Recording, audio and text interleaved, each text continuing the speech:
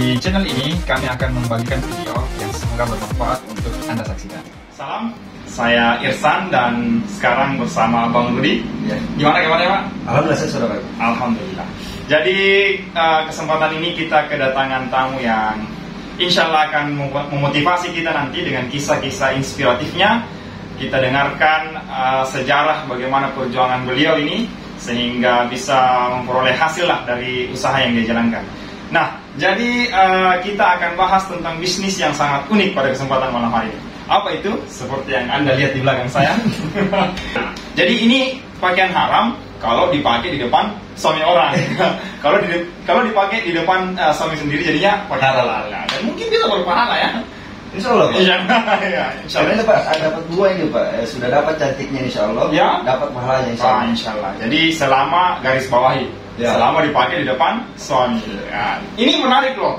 Bagaimana cara berpikir beliau ini tentang tren pakaian seperti ini sehingga beliau alhamdulillah sudah memperoleh hasil yang nyata ya. Jadi pertama nih saya mau bertanya tentang apa inspirasinya sehingga kepikiran untuk menjalankan bisnis ini. Ini apa disebut lingri ya? Lingri Pak. Lingri. Jadi bagaimana? Apa inspirasinya ini? Kalau inspirasi dalam tidak ada sebenarnya Pak. Ya. Cuma karena bangkrut kemarin usaha makanan. Oh begitu. Ya. Terus juga untuk usaha konveksi betul-betul mati total Pak. Dari 2019. Oh berarti pandemi. Pandemi Pak. Pandemi. Oh jadi maksudnya sempat waktu pandemi sempat buka makanan. Bukan makan 2 kali. Oh 2 kali. 2 kali Pak. 2 kali berarti bangkrut. Oh 2 kali bangkrut. Oh ini mungkin hikmah di balik itu. Ya hikmahnya. Jadi ini tahun berapa? 2019 juga? Enggak, dia ini 2021. Baru 4 bulan. Oh ini baru jalan 4 bulan. Oh begitu. Jadi ini dirintis bersama istri. Bersama istri. Jadi beliau bersama istrinya merintis usaha ini setelah mengalami kegagalan ya. Kegagalan di usaha makanan tadi. Terus konveksi maksudnya bagaimana? Kalau konveksi Pak, mungkin gara-gara pandemi kita sekolah. Saya Pak besar di seragam sekolah. Oh seragam sekolah anak-anak ketika pandemi. Pandemi tutup sekolah Pak. Jadi otomatis tidak ada orderan Pak. Jadi selama pandemi berlangsung selama 2 tahun kayaknya Pak. Iya 2 tahun. Sampai tidak ada orderan sama sekali Pak. Sehingga saya dengan istri saya pergi cari jahitan Pak. Cari jahitan? Iya, cari jahitan. Tapi jahitan apa? Jahitan apa saja? Yang iya. Oh tapi kan tadi basicnya ke sekolah. Ke sekolah Pak. Tapi ini memang sudah ada ilmunya. Ini informasi dari teman Pak sih. Terima tidak orderan. Ada orderan, ada orang yang cari begini. Tapi jasa Pak. Iya. Kemarin kalau tidak salah Pak 5.000 per pieces. Oh jasa jahitnya. Artinya pelanggan yang siapkan kainnya. Pelanggan Pak. Oh berarti tapi sebelumnya emang sudah tahu cara jahit seperti ini? Belum Pak. Oh baru nanti ada orderan baru? Dikasih sampel Pak. Dikasih sampel. Dibuat kembali seperti ini. Oh begitu ya. Iya. Yang jahit tadi orangnya bapak ini karyawannya atau istri saya Pak. Oh begitu. Yang kemarin di rumah kan. Di rumah kan gara-gara. Oh jadi maksudnya begini, ada orang yang mau order seperti ini, awalnya tidak tahu. Awalnya tidak tahu. Tapi begitu masuk, dicoba cari tahu. Emang istrinya pas dapat orderan seperti ini, cari tahunya kapan? Cari tahu ilmu ini kapan? Pas hari ke-6 Pak, karena bagaimana kalau kita bikin sendiri? Oh jadi sebelumnya dilempar ke orang juga? Enggak, sebelumnya orang yang lempar ke saya Pak. Iya orang yang lempar. Jadi istilahnya bisnis aja Pak. Oh iya. Amat itu udah modifikasi Pak. Oh ATM awal itu udah modifikasi. Oh ngerti. Oh awalnya jahit sendiri, cuma jasa jahit 5.000. Terus nanti kepikiran produksi sendiri. Pas hari ke-6 Pak, produksi sendiri. Produkku hari ke-6. Terlalu singkat ternyata. Ini perkembangannya terlalu cepat. Jadi hari ke-6 sudah langsung mulai berpikir untuk produksi. Iya. Terus dikasih brand sendiri. Masih brand sendiri. Terus masih menerima jasa jahitnya saja? Enggak. Oh sudah tidak? Pas hari ke-6 sudah stop Pak. Sudah stop? Iya. Lalu pertama gimana? Maksudnya pasaran penjualannya mulai kemana? Kalau pasar penjualan masa pertama itu Pak dalam 1 bulan 2,3 Pak. 2,3 juta? Teman ke teman. Oh jadi masih. Oh tapi kan baru 4 bulan nih. Berarti cepat perkembangannya. 4 bulan. Bisa dari 5 bulan Pak. Sudah jadi 5 bulan? Iya. Bulan pertama itu Pak dia omsetnya 2,3. 2,3 omsetnya ya? Iya, bulan kedua 25. Oh 95 juta. Ini maksud saya waktu bulan pertama masih teman ke teman. Iya pas teman belum dipasarkan Pak. Cuma masih. Iya dari. Iya bertanya terus teman-teman bilang kira-kira baju ini siapa buat dia seperti ini kira-kira aman aja tidak? Oh gitu. Kalau misalnya bisnis seperti ini. Iya Pak. Bisa aja tidak?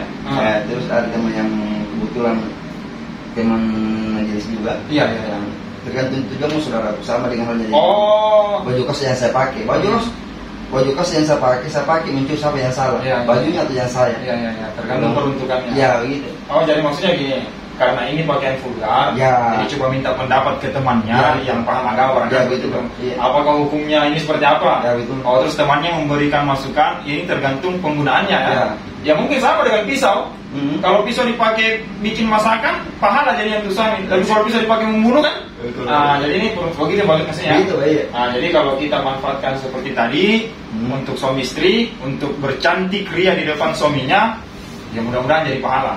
Amin. Tapi kalau dijadikan sebagai bahan untuk perbuatan asusila, maka menjadi dosa. Jadi kembali mungkin ke penggunanya ya. Jadi bulan kedua langsung ke 25 juta. Luar biasa. Terus itu bulan kedua gimana? Langsung main sosmed? Sosmed ya. Setelah bulan kedua mulai buat sosmed. Iya. Untuk brandnya sendiri. Langsung meledak. 25 selama 4 bulan berturut 25, 35, 34, 30. Dari ini saja. Iya, dari ini saja. Itu kira-kira lagu bersihnya berapa kalau misalnya 20 Pak, lagu bersihnya. Iya. Kalau dia keuntungannya Pak 200 sampai 300%. Luar biasa. Saya lagi kepikiran karena kan perbandingan perempuan dengan laki-laki di dunia katanya itu 3:1 ya kurang lebih. Iya, Pak. Jadi lebih banyak perempuan ya kalau kita jual produk perempuan. Iya ya. Jadi potensinya bisa 3 kali lipat lebih laris dibanding produk yang khusus untuk laki-laki, mungkin seperti itu. Jadi ini tahun 2021 bulan Desember, ini bulan kelima. Jadi ini dikasih brand apa? Zivara Pak ya. Zivara Lingria, dibaca Lingria. Zivara Lingerie. Oh lingerie, iya. Oh lingerie. Saya awam, bukan bidang saya. Lingerie, Zivara Lingerie 5 bulan mengudara. Jadi langsung viral dan alhamdulillah sudah memberikan omset yang fantastis. Ya, lumayan. Dari penghasilan jual ini apa saja yang sudah terwujud?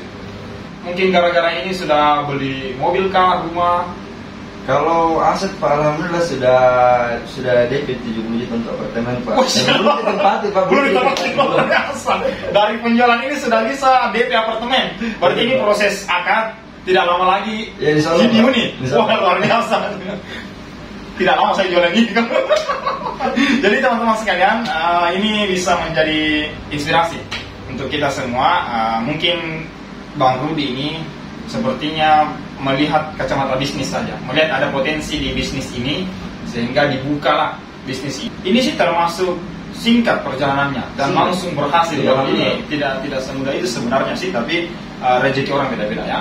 Ya, jadi di balik kesulitan yang dihadapi kemarin, ada 2 kali bangkrut diusahakan ya. Iya. Sampai 2 kali ya. Sampai 2 Jadi kali. yang pertama bangkrut berusaha lagi. Iya. Bangkit lagi, bangkrut lagi. Kalau dari saya mungkin sudah mencoba 15 jenis usaha. Itu masih baru 2 Pak. Itu apa itu? Selama dari awal atau selama pandemi? Selama dari awal Pak. Oh selama dari awal. Iya. Oh yang berhasil baru 2. Salah satunya pasti ini. Oh yang satunya? Konveksi. Oh tapi konveksi kan kemarin sempat ini goyang ya. Iya, goyang Pak. Waktu pandemi. Tapi sekarang sudah berangsur-angsur membaik. Pak ya. Oh jadi karyawan yang tadi kerja lingerie ini sekaligus kerja itu konveksi, juga? Oh sekaligus ya? Iya, sekaligus. Oh luar biasa. Jadi total ada 7 orang yang dipekerjakan. Bagaimanapun itu sudah mengurangi pengangguran. Meskipun 7 itu sudah sangat berkontribusi. Lumayan. Kalau ada 10 orang seperti Bang Rudi ini berarti ada 70 angka pengangguran yang terpotong ya kan? Mudah-mudahan nanti bisa buka cabang sampai kemana-mana. Ya mudah-mudahan Pak, amin Pak. Karena kenapa mau pakai brand sendiri pada pakai brand orang Pak? Iya. Rencana ini Pak, insya Allah ada rencana Pak. Kalau ini brand besar Pak, bisa dijadikan contoh bahwasanya Makassar juga bisa bikin brand sendiri yang terkenal. Insya Allah kalau bisa internasional Pak. Internasional.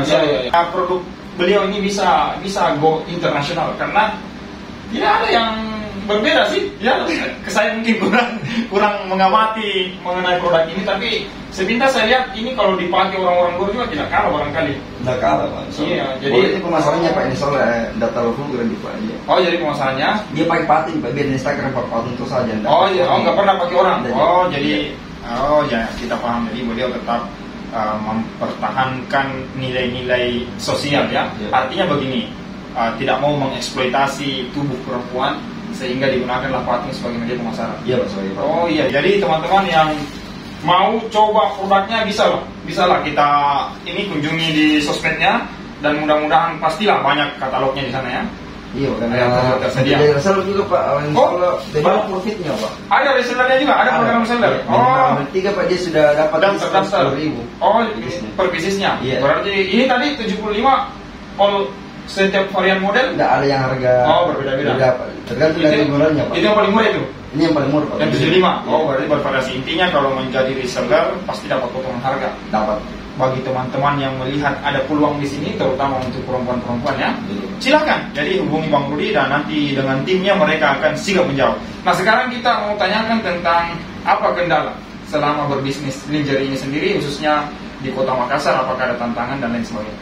Kalau kendala, Pak, yang sekarang butuh karyawan. Oh, bukan kendala itu.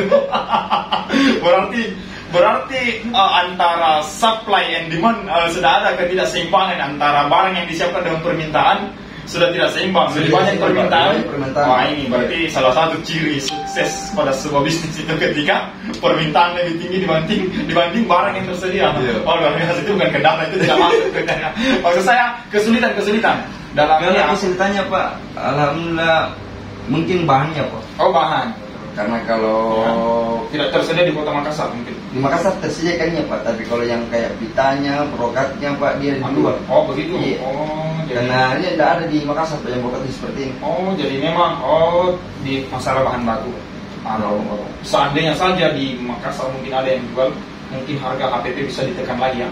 Iya. Harga bisa lebih murah lagi. Tapi bagaimanapun mungkin itu sudah harga wajar ya. Harga wajar. Harga wajar. Jadi ya. Nah, di mall saja, Pak, dia harganya ratusan. Ratusan ya. Iya. Oh iya, jadi ini lokal rasa internasional.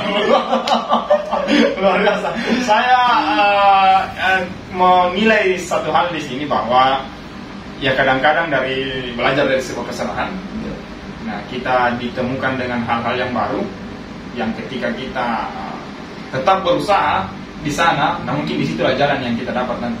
Seperti beliau dari 15 usaha, sejak mau dirintisnya, tahun berapa mulai merintis usaha? Merintis usaha itu pada tahun 2014.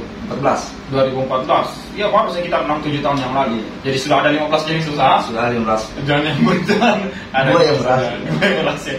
Jadi ya mungkin begitu kalau mencari rezeki ya. Iya. Tidak langsung instan. Meskipun di kasus lingerie ini menarik sekali. Jelas jangan berhenti, Pak, kalau gagal bangkit lagi. Ya, intinya kapan kita menyerah, maka berhenti semua. Ya, kalau kita masih berusaha, ya pasti pengusaha pasti mengalami pasang surut. Rugi pasti ya. Rugi pasti. Belum bisa jadi pengusaha kalau tidak bangkit. Jadi luar biasa. Ya paling untuk sesi terakhir nanti sebelum kita review bolak-balik produk ini, paling kita minta dulu pesan dan pesan-pesan yang bisa Bang Rudi berikan kepada teman-teman mengenai bagaimana perjuangan sih dalam merintis sebuah usaha ini. Silakan. Buat teman-teman di luar sana atau saudaraku yang berpikiran untuk menjadi pengusaha tanpa atau terkenal dengan modal, ya, saya tekankan saudaraku, jangan pikir modalnya dulu, saudaraku. Ya. Setidaknya miliki dulu keinginan, saudaraku. Karena biar lagi ada modal, saudaraku, tapi kalau tidak ada keinginan, tidak berjalan. Tekad dulu. Kalau serius akan ada jalannya. Oh, jadi ini berdasarkan pengalaman pribadi. Nah, ini bisa nggak di-share datangnya modal itu dengan cara seperti apa? Kalau saya, Pak, pertamanya dropshipper sebenarnya. Oh, dropshipper. Iya. Dari awal usaha dropshipper. Bantu orang saya jual barang. Iya. Minimal paling sedikit untung. Kalau saya, Pak, pribadi, ya, 10.000 per pieces. Sudah jalan. Iya, kan ada modal. Tidak ada stok barang. Iya, cuman bantu saja.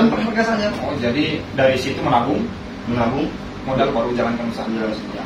Jadi beliau berarti tidak terlibat dengan dana dari luar, misalnya pinjaman uang di bank. Enggak ya. Jadi langkah yang ditempuh tadi dengan menjadi dropshipper. Pesan yang sangat luar biasa bisa kita jadikan acuan, karena memang saya lihat sekarang ini pemuda-pemuda selalu tanyakan modal ya. Itu kayaknya nggak usah dia sama modal, Pak. Karena sekarang, Pak, sudah banyak yang alhamdulillah sekarang, Pak, lebih keren sebenarnya karena banyak distributor cari reseller, Pak. Iya, dan kita diuntungkan sebenarnya dengan adanya sistem seperti ini. Artinya berarti ini semua bermula dari reseller dulu kemarin. Iya, reseller menjual bantu produk orang, akhirnya punya produk sendiri. Jadi dari reseller jadi distributor, begitu ya. Begitu kisahnya si Bang Rudi ini. Jadi sangat memotivasi sekali. Nah, sekarang kita mau review produknya. Ya, Jadi apa boleh ini apa ini nama kainnya ini? Kalau ini high balon Pak. Oh high namanya, high balon. Iya, high balon. Oh begitu ya. Terus ini brokat ya, brokat. Pita seperti ini juga tidak ada di Makassar ya? Kalau yang ada Pak, yang ini masing-masing ini brokatnya ini. Oh yang brokatnya yang tidak ada. Ini yang seperti ini. Di luar juga Pak. Oh dari luar. Yang ininya pengancingnya. Oh di luar juga. Iya ya. Barangkali ada yang vendor-vendor yang bisa menawarkan ke beliau ya. Pasti pengambilannya tidak jumlah sedikit ini kalau produksinya seperti ini. Ya insya Allah Pak. Iya jadi nih yang paham-paham kain barangkali bisa mengerti tentang produk ini yang kita review. High gate balon, brokat plus apa sih namanya? Karet apa ya? Pita, karet. Oh yang karet. Karet ya. Yeah. Jadi ini standar lingerie, ukurannya ini gimana? Maksud saya ini bobot berapa kilogram nih? Iya, 40 sampai 90. Oh gitu? Iya. 40 sampai 90 kilogram. Jadi yang penasaran melihat model-model yang lain langsung saja kunjungi sosmed beliau. Pasti sudah sedia di sana beberapa katalog dan mungkin harga sudah tercantum Pak ya. Sudah tercantum. Baik Pak, ya demikian. Sebelum saya tutup, saya akan memberikan hadiah kepada Pak Ersan. Wah, belum biasa hadiah. Tahu ini Pak, ini untuk istri pertamanya. Oh iya. Ini untuk istri keduanya. Saya kira untuk saya hadiahnya. Luar biasa, terima kasih Pak. Terima kasih. Baik, demikian sesi kita pada kesempatan kali ini. Mudah-mudahan semakin sukses. Amin. Bisa seperti impiannya go internasional produknya.